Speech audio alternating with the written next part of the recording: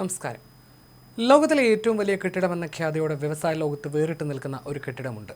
വാഷിംഗ്ടണിലെ എവറിലുള്ള Boeing വിമാന നിർമ്മാണശാലയാണ് ഈ അത്ഭുത നിർമ്മിതി. ടെസ്ലയുടെ ഗിത ഫാക്ടറിയേക്കാൾ 33% വലുപ്പമുള്ള ഈ കേന്ദ്രത്തിൽ ഒരേ സമയം ഒന്നിലധികം കൂറ്റൻ വിമാനങ്ങൾ നിർമ്മിക്കാൻ സാധിക്കും. ഏകദേശം 98 ഏക്കറിലായി പടർന്നു കിടക്കുന്ന ഈ കെട്ടിടം 85 ഏക്കറിൽ സ്ഥിതി ചെയ്യുന്ന ഡെസ്ലി ലാൻഡിനേക്കാൾ വലുപ്പമേറിയതാണ്. 1967 പ്രവർത്തനം ആരംഭിച്ച ഈ ഫാക്ടറിയിൽ നിന്ന് ഇതുവരെ 5000-ലധികം വിമാനങ്ങൾ പുറത്തിറങ്ങിയിട്ടുണ്ട്. വിപ്ലവകരമായ 747 ജംബോ ജെറ്റ് നിർമ്മിക്കാനാണ് ഈ കൂറ്റൻ പ്ലാന്റ് സ്ഥാപിച്ചത്. ബോയിങ്ങിന്റെ അന്നത്തെ പ്രസിഡന്റും ചെയർമാനുമായിരുന്ന വില്യം എം അലൻ വിപ്ലവകരമായ ഈ വിമാനങ്ങൾ നിർമ്മിക്കുന്നതിനായി പുതിയൊരു ഫാക്ടറിയുടെ ആവശ്യകത തിരിച്ചറിഞ്ഞതാണ് ഈ സ്ഥാപനത്തിന്റെ പിറവിക്ക് കാരണമായതും. വെറും ഒരു വർഷം കൊണ്ട് പൂർത്തിയാക്കിയ ഇതിന്റെ നിർമ്മാണത്തിന് അക്കാലത്ത് $100 കോടി ചെലവായത്. ഇത് ബോയിങ് കമ്പനിയുടെ അന്നത്തെ ആകെ മൂല്യത്തെക്കാൾ അധികമായിരുന്നു. ഫാക്ടറിയുടെ വലിപ്പം കൊണ്ട് അത്ഭുതകരമായ ചില പ്രതിഭാസങ്ങളും ഇവിടെ റിപ്പോർട്ട് ചെയ്യപ്പെട്ടിട്ടുണ്ട്. ആദ്യകാലങ്ങളിൽ 90 അടി ഉയരമുള്ള സീലിംഗിന് താഴെയായി ഈർപ്പം തങ്ങി നിന്ന് ചെറിയ മേഘങ്ങൾ വരെ രൂപപ്പെട്ടിരുന്നു. എന്നാൽ ഇപ്പോൾ അത്യാധുനിക എയർ കണ്ടീഷനിംഗ് സംവിധാനം വഴി ഇത് പരിഹരിച്ചിരിക്കുകയാണ്. 36,000-ലധികം ജീവനക്കാരാണ് പ്രതിദിനം 3 ഷിഫ്റ്റുകളിലായി ഇവിടെ ജോലി ചെയ്യുന്നത്.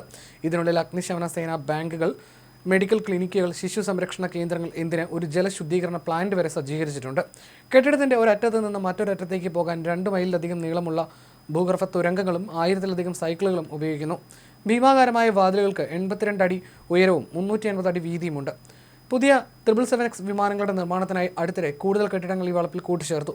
റോബോട്ടിക് സാങ്കേതികവിദ്യ ഉപയോഗിച്ചാണ് ഇവയുടെ ഭാഗങ്ങൾ നിർമ്മിക്കുന്നത്. നിലവിൽ 2025 നവംബർ മാസത്തെ കണക്കനുസരിച്ച് 619 ഓർഡറുകളാണ് പുതിയ വിമാനങ്ങൾക്കായി ബോയിങ്ങിന് ലഭിച്ചിട്ടുള്ളത്. 2027 ഇവ ഉപഭോക്താക്കൾക്ക് കൈമാറാൻ സാധിക്കുമെന്നാണ് കമ്പനിയുടെ പ്രതീക്ഷ. സന്ദർശകർക്കായി ഇവിടെ പ്രത്യേക ടൂർ പാക്കേജുകളും ലഭ്യമാണ്. കഴിഞ്ഞ വർഷം മാത്രം 2.5 ലക്ഷത്തോളം ആളുകളാണ് $20 ടിക്കറ്റ് എടുത്ത് ഈ അത്ഭുത ഫാക്ടറി സന്ദർശിച്ചത്. കാലിഫോർണിയ ഉൾപ്പെടെ വിവിധ സ്ഥലങ്ങൾ പരിഗണിച്ചെങ്കിലും 747 മുഖ്യ എഞ്ചിനീയറായ ജോ സട്ടർ ബോയിങ്ങിന്റെ സിയാറ്റിലെ ആസ്ഥാനത്ത് നിന്ന് അത്രയും ദൂരേക്ക് ഫാക്ടറി മാറ്റുന്നതിനെ എതിർത്തിരുന്നു. പകരം 22 മൈൽ മാത്രം അകലെയുള്ള ഒരു പഴയ സൈനിക വിമാനത്താവളത്തിന്റെ സ്ഥലം കമ്പനി തിരഞ്ഞെടുത്തു. അന്ന് ഈ കെട്ടിടം നിർമ്മാണം പൂർത്തിയാക്കിയതും വളരെ വേഗത്തിൽ തന്നെയായിരുന്നു.